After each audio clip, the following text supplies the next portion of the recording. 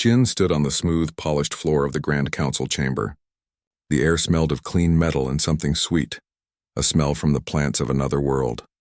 All around him, in wide circles going up to the high ceiling, were the delegates of the Galactic Council. Their forms were many and strange. Some had smooth gray skin and large black eyes. Others were covered in fine fur, their faces long and gentle. Some looked almost like trees with bark for skin and leaves that moved slowly. And some, like the Vorlon delegate, were big and scaly, with sharp teeth that sometimes showed when they spoke. Jin, in his simple gray human suit, felt very plain and very alone. The room was a soft, glowing blue.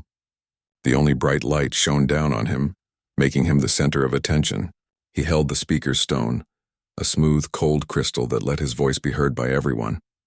His heart was a heavy drum in his chest, but his face was calm. He had practiced this moment for a long time. Members of the council, Jin began, his voice clear and steady. The people of Earth thank you for this chance to speak.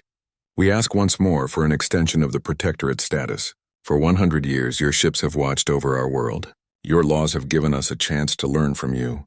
That time has been a gift. He paused, looking at the faces, the unreadable eyes, the blank expressions. He needed them to understand. Our world is still healing from the problems of our past. Our unity is new, like a young tree. Its roots are not yet deep. To take away your protection now is to leave us open to danger. The Cathar Marauders raid worlds on the edge of Council space. The Vorlon hegemony grows stronger. They and others will see a world without powerful friends as an easy target. They will see us as food. A soft sound like the rustling of dry leaves went through the chamber. It was the sound of the council members talking to each other, a sound of disapproval. The High Arbiter, a Zenthi named Ilaria, stood up. She was tall and slender, with skin the color of moonlight and large dark eyes that held no emotion. Her long fingers touched the console before her. Delegate Jin of Terra. Her voice was like music, but it was cold music, from a machine. The council's purpose is to guide species who have shown they can live in peace. Your species' history is a long list of wars. You fought over land. You fought over ideas. You fought over the color of skin. Your current peace is a pause, not a change. The protectorate is for those who have grown beyond such things. Humanity, by all our measures, has not. Jin felt a cold knot form in his stomach. This was the same old argument. They saw human passion, human disagreement, human struggle as a sickness. They wanted a galaxy of quiet, peaceful beings who never raised their voices. They did not understand fire. High Arbiter, Jin said, trying to keep his voice from shaking. Our struggles are what made us strong. Our disagreements, when we solve them, make our unity stronger. It is not a weakness. It is a process. From the Vorlon section, a low growl came. The Vorlon delegate, a massive reptile named Gorlak, stood. His scales were a dull green and his yellow eyes fixed on Jin. A process? He hissed, the word slithering out. You call your chaos a process? You are a noisy, violent species. You are children playing with tools you do not understand. The council should not waste its resources on children. Let them stand on their own if they can. Or let them fall. Gorlak sat down, a look of smug satisfaction on his face. Jin knew the Vorlan wanted Earth. They saw it as a rich world ripe for taking. They had been waiting for this day. Ilaria nodded slowly as if Gorlak had said something wise. The concern has been noted. The council has already debated this matter at length. The vote has been taken. A large glowing screen appeared in the center of the room. Words in the common galactic language appeared. Jin read them, his heart sinking. Proposal. Terra Protectorate Status Vote. Revoke result. Approved. The word approved glowed a harsh, final red. The Terran Protectorate is hereby dissolved, Ilaria announced, her voice echoing in the silent chamber. You have one standard cycle to remove your people and your diplomatic presence from this station. Your ships will be given safe passage out of council space. After that, you are on your own. The council will no longer answer your calls. May you find the peace you seek. The words were a formal dismissal, a death sentence. May you find the peace you seek was the traditional farewell for a species the council believed was doomed. Jin stood perfectly still. The speaker's stone in his hand felt like a block of ice. He placed it back on its pedestal. The light above him went out, plunging him into shadow. The show was over. He turned and walked out of the chamber. He did not look back. The eyes of 100 alien species watched him go. He felt their gazes like physical weights. Some were pitying. Most were indifferent. A few, like the Vorlons, were hungry. The walk to the human quarters was long.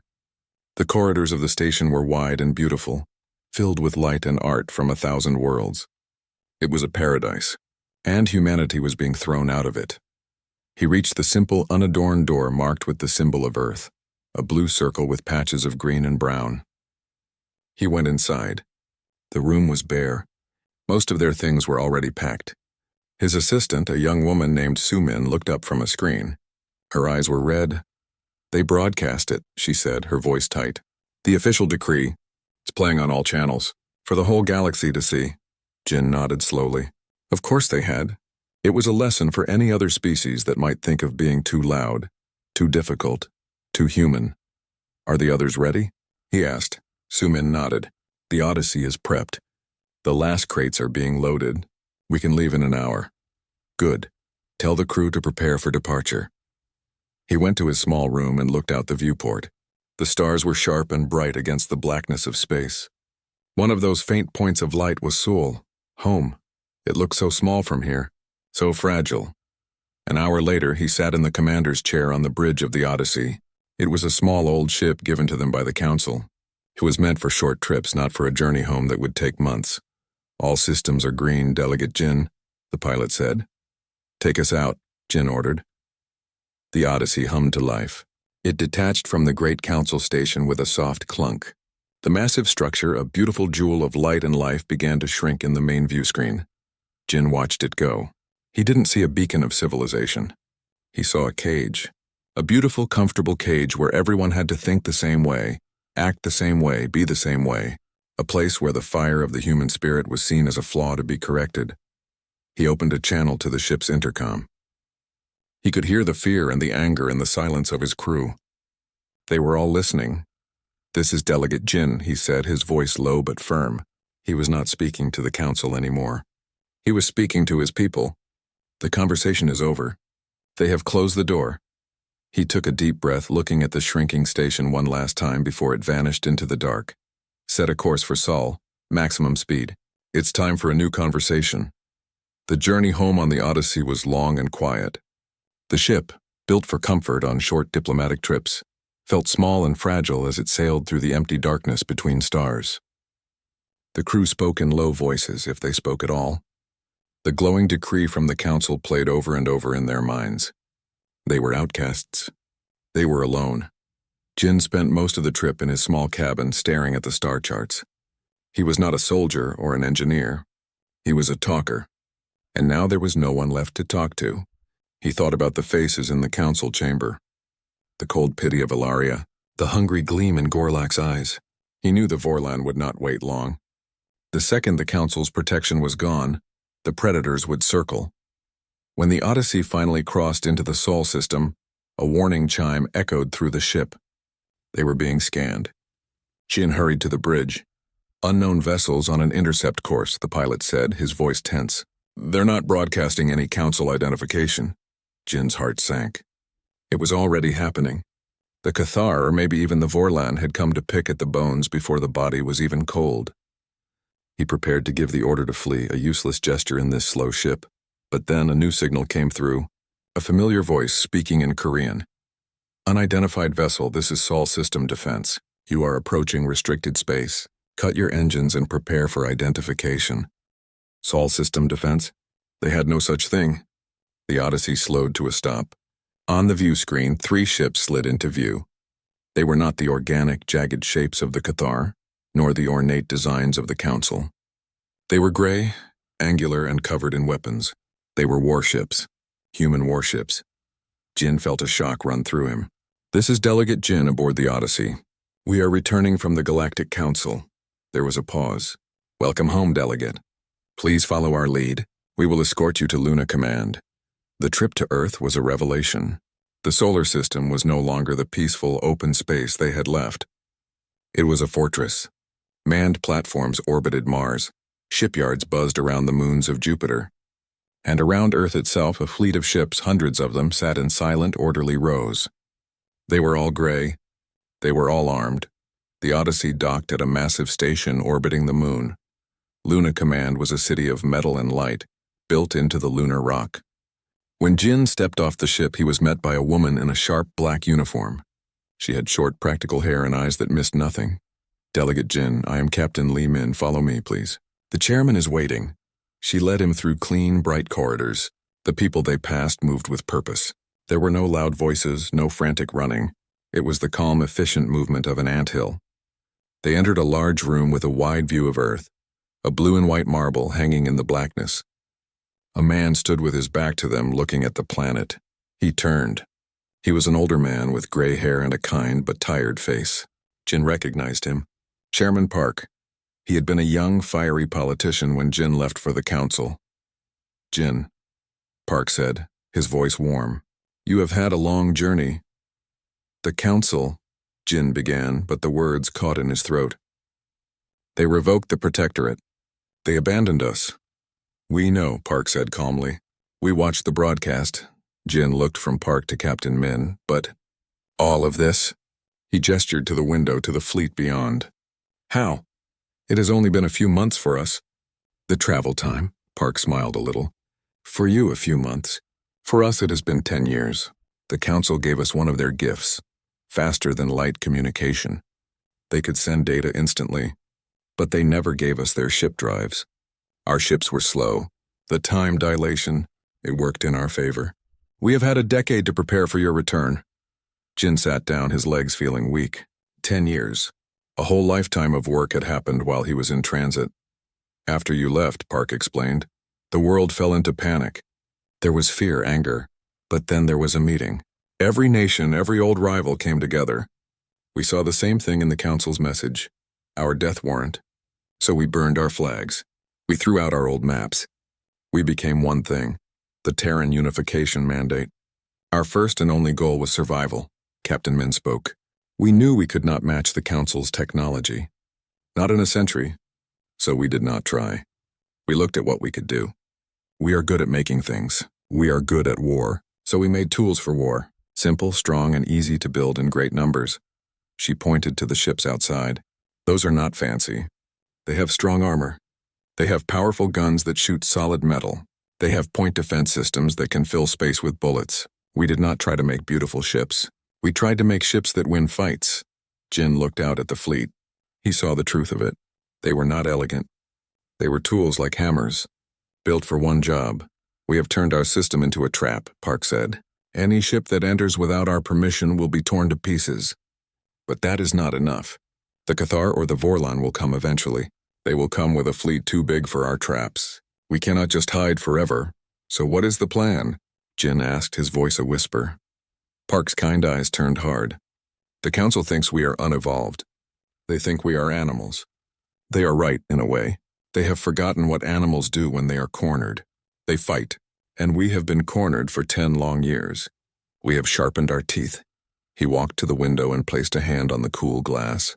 "We will not wait for them to come to us. We will not beg for the council to save us. That time is over." He turned to look at Jin, his face set in grim determination. "The galaxy heard the council declare us a failed species. Soon they will hear our answer. We are going back. Not with a delegate. Not with a plea. We are going back with a fleet. We are going to show them exactly what their unevolved children have learned to do." The Grand Fleet moved through space like a silent storm. 1,000 ships, all the same dull gray, all shaped for war and nothing else. They did not travel in a loose group. They flew in a tight, perfect formation, a solid wall of metal and weaponry. Inside the ships there was no noise except for the low hum of the engines and the quiet voices of the crews. On the bridge of the flagship, the Zhongzhou, Captain Min watched the main screen. It showed the empty space ahead. In a few hours they would reach the Zentha homeworld, the place where the Galactic Council was meeting. The place where they had been humiliated. Next to her, an older Jin stood leaning on his cane. He looked different now. He wore a simple black uniform like everyone else. The fancy clothes of a delegate were long gone. His eyes were harder. The long journey home and the years of training had changed him. "Do you think they will be listening?" Jin asked. Min kept her eyes on the screen. "The council watches everything. They will have seen us the moment we left our space. They just will not believe what they are seeing." A young officer at a console spoke up. "Captain, we are receiving a priority message from the council. It is High Arbiter Ilaria herself, Min nodded. Put it on screen. The main screen changed. The beautiful, calm face of Ilaria appeared. She looked confused and a little annoyed. Unidentified fleet, this is High Arbiter Ilaria of the Galactic Council. You are entering protected space. You are not authorized. Identify yourselves immediately. Min took a slow breath. This is Captain Li Min of the Terran battleship Zhongzhou. We are passing through. We mean no harm to the Council. Ilaria's eyes widened in recognition and disbelief. Terran? That is not possible. Your ships. Your technology was primitive. How did you... That is a long story, Min said, her voice flat. One we do not have time for. We are on our way to the Zentha homeworld. We have business there. The Zentha homeworld was where the main council meeting was happening. Ilaria's confusion turned to alarm. The Zentha homeworld is a place of peace. You cannot bring a war fleet there. This is a violation of every law. We are not violating any laws, Min replied. The council's laws do not protect us anymore. Remember? You made that very clear. We are just passing by. Before Ilaria could answer, another signal, rough and loud, broke into the communication. A harsh, snarling face filled the screen. It was a Cathar. His skin was a sickly green and his teeth were like needles. Council worms. The Cathar roared. Stop your talking. We are here for the prize. The Zentha world is ours. Your fleet is weak. We will crush it and take what we want. The screen split, showing Ilaria on one side and the Cathar warlord on the other. Ilaria looked terrified. The Cathar looked hungry. Min watched, her face showing no emotion. This was what they had expected. The Cathar were attacking the Council's heart, and the Council was too slow, too peaceful to stop them. Cathar fleet, Min said, her voice cutting through the noise. This is your only warning. Turn back. Leave the Zentha system now.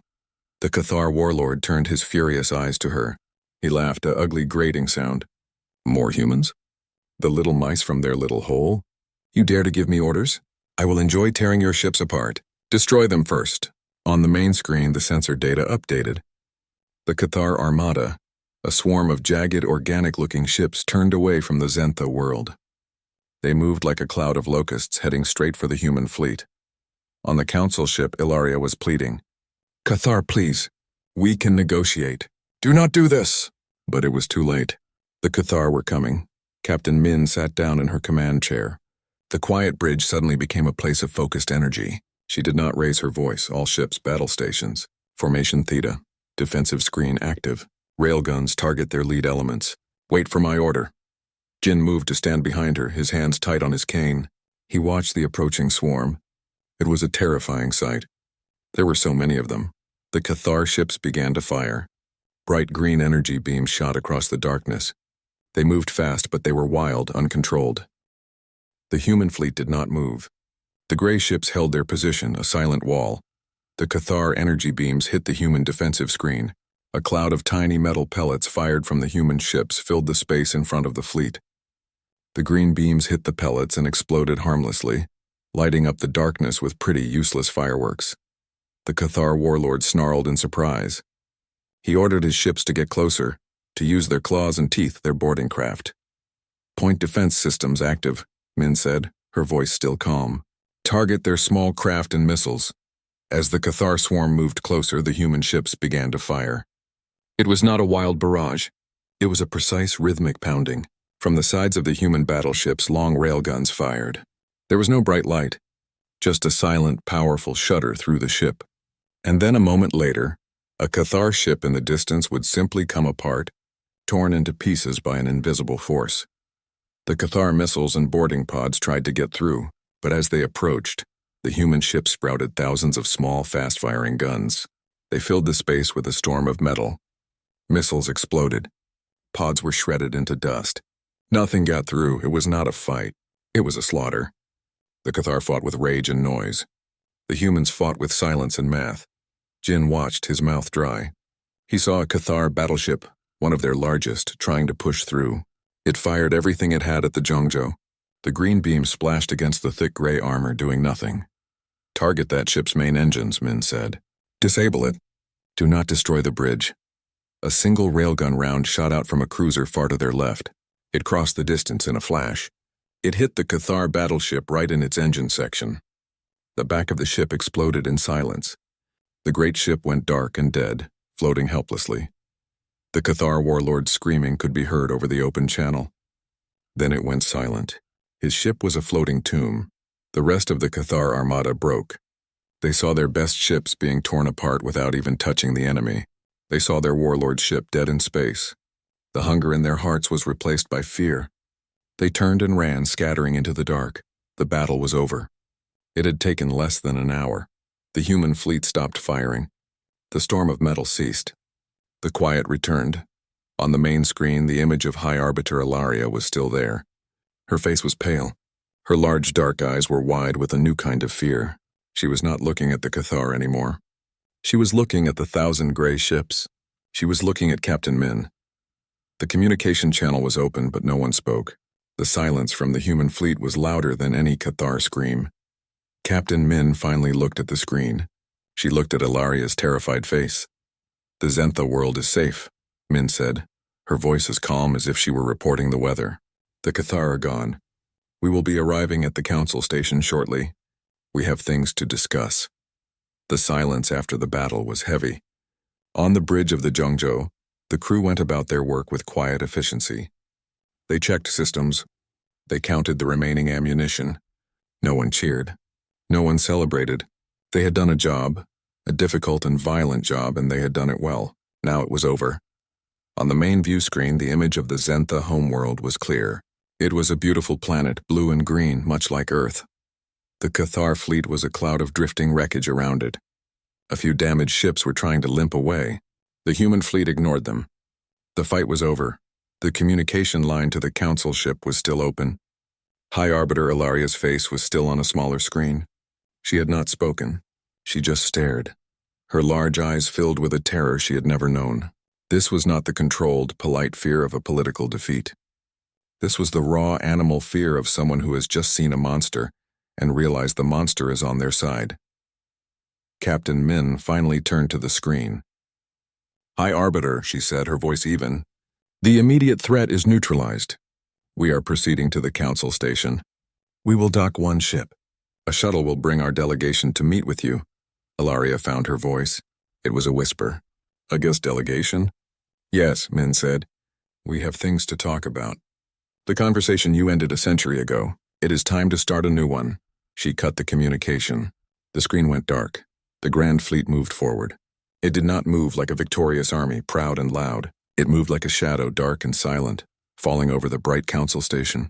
The 1,000 gray ships took up positions around the station, forming a perfect sphere. They did not point their guns at the station. They did not need to. Their presence was enough. It was a cage of steel. The Zhengzhou moved closer and docked with the main hub of the station. The docking process was smooth and perfect. There was no bump, no scrape. It was a display of total control. Inside the ship, Chairman Park stood with Jin and Captain Min. Park wore a simple black uniform, just like the soldiers. He looked at the two of them. "Are you ready?" he asked. Jin nodded. He leaned on his cane. "I have been ready for 100 years." Min adjusted her collar. "The security team is in position. The path is clear." The door to the airlock opened. They walked out onto the station. The station was exactly as Jin remembered it. The wide, beautiful corridors. The soft, glowing light. The air still smelled of sweet alien plants. But it was different now. It was empty. The usual crowds of aliens were gone. The place was silent. The only people they saw were human soldiers, standing at perfect intervals along the corridor, their faces hard, their weapons held ready. They walked to the central plaza, the very heart of the council. It was a huge open space under a dome that showed the stars. In the center of the plaza was the circle of speaking, where delegates stood to address the council. The members of the council were there, waiting for them. They stood in a nervous group. Their colorful robes and intricate jewelry looked out of place now. They looked like children dressed for a party that had been suddenly canceled.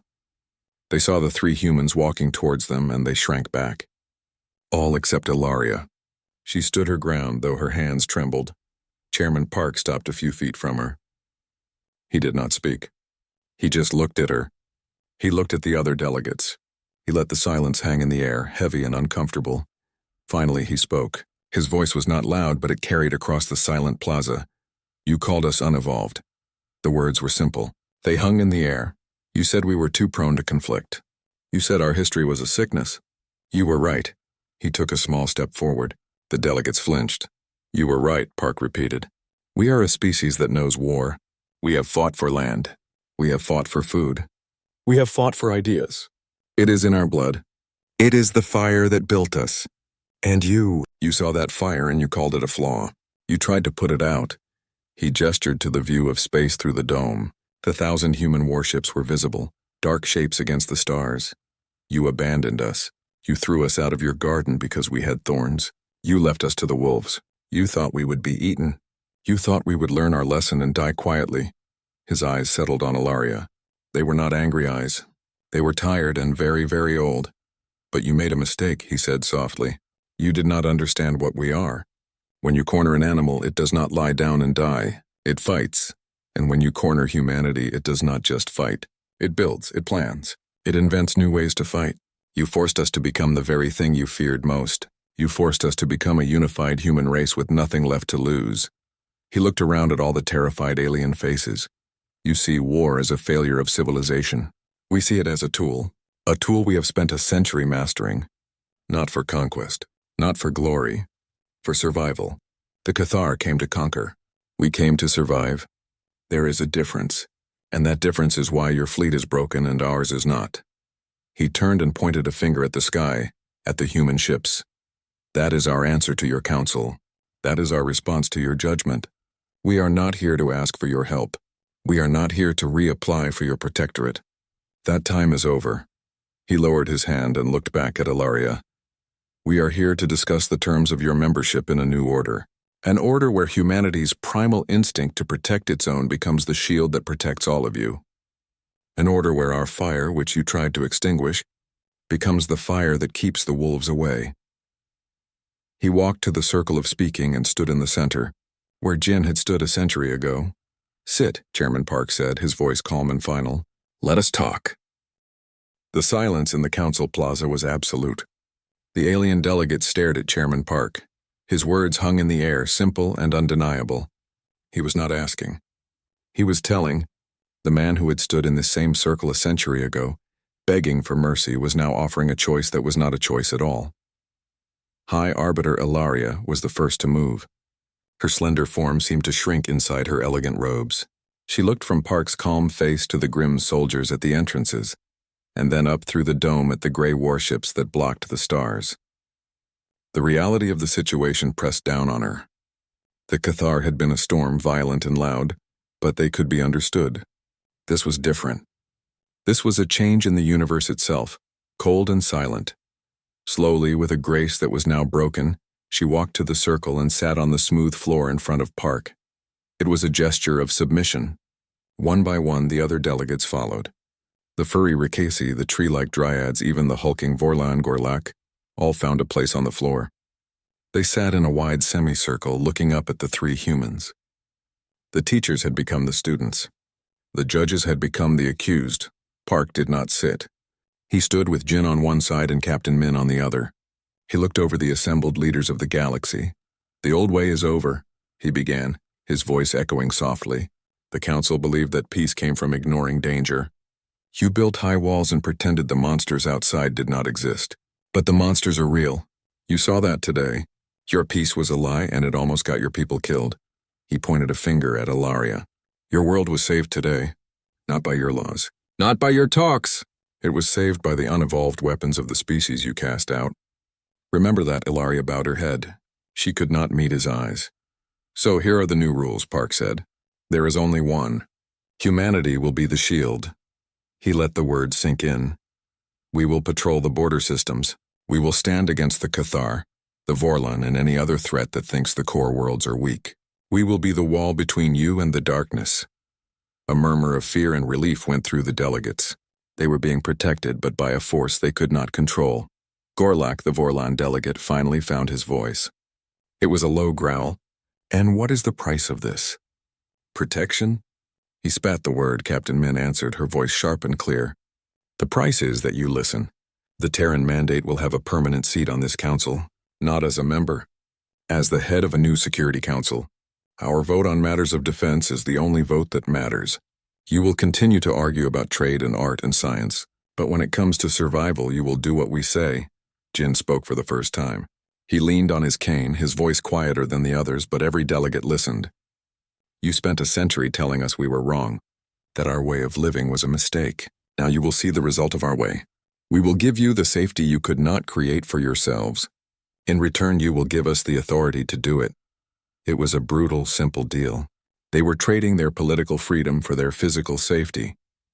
They were handing the keys of their defense to the one species they had feared the most. Ilaria looked up, her dark eyes filled with a deep sadness. You have become the very thing you swore to fight. You are using fear to rule. Park shook his head, a look of pity on his face. No, we are using strength to protect. There is a difference. You used fear to exclude us. We are using strength to include you. A shield does not rule the person it protects. It just stands in front of them. He looked around the circle. This is not a negotiation. This is what will happen. Your ships will leave our space. Our ships will take their place. We will station fleets at 10 key points along the border. You will provide the locations for our bases and the materials we need to build them. In return, you will sleep safely in your beds. He turned and began to walk away, Jin and Min following him. The meeting was over. It had lasted only a few minutes. As they reached the edge of the plaza, Park stopped and looked back. The delegates were still sitting on the floor, stunned and silent. A century ago, you told us, may you find the peace you seek, Park said. We have. We found it in the certainty of our own strength. We will now give that same peace to you, whether you want it or not. The three humans walked out of the plaza, leaving the leaders of the galaxy sitting in the ruins of their old world. The human soldiers fell in behind them, their boots making a soft, rhythmic sound on the polished floor. Outside, the 1,000 ships still hung in the sky. They were not a threat anymore. They were a promise. A promise of a hard, quiet peace enforced by the ones who understood war best. The children had come home, and they had brought the storm with them, and the galaxy would never be the same again.